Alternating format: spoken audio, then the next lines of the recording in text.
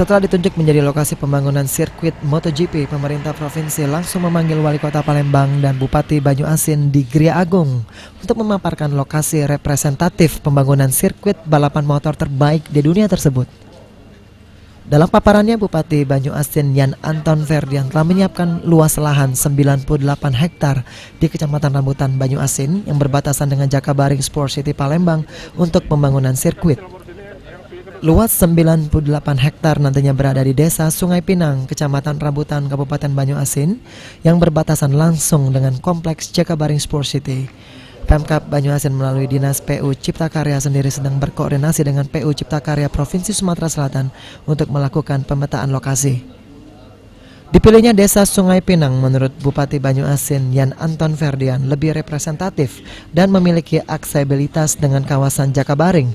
Meski demikian, Bupati masih menunggu petunjuk dari Gubernur Sumsel. Pembangunan sirkuit MotoGP, dan tentu jawaban saya cuma satu, siap. Tidak ada kata lain. Kira-kira daerah mana Pak nanti Mario? Mana pilihan dari mana? Gitu kan? Jakabaring kan? Jakabaring. Ini Nurdin Pak Jalan Haji Muhammad Nurdin Panji, Kabupaten Banyuasin. Aduh. Jakabaring ujung. Lahan berapa Pak itu Pak? Hah? Menurut Pak Gubernur yang dibutuhkan hampir 90-an hektar. Kalau kita nyiapkan berapa? Kenapa? Banyuasin. Kalau seandainya yang paling cocok.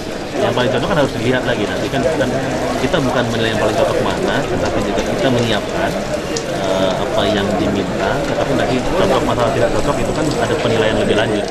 Rencana pembangunan sirkuit akan dimulai pada 2017 dengan menggunakan dana konsorsium swasta yang memerlukan luas lahan 120 hektar. Sulaiman, PAL TV.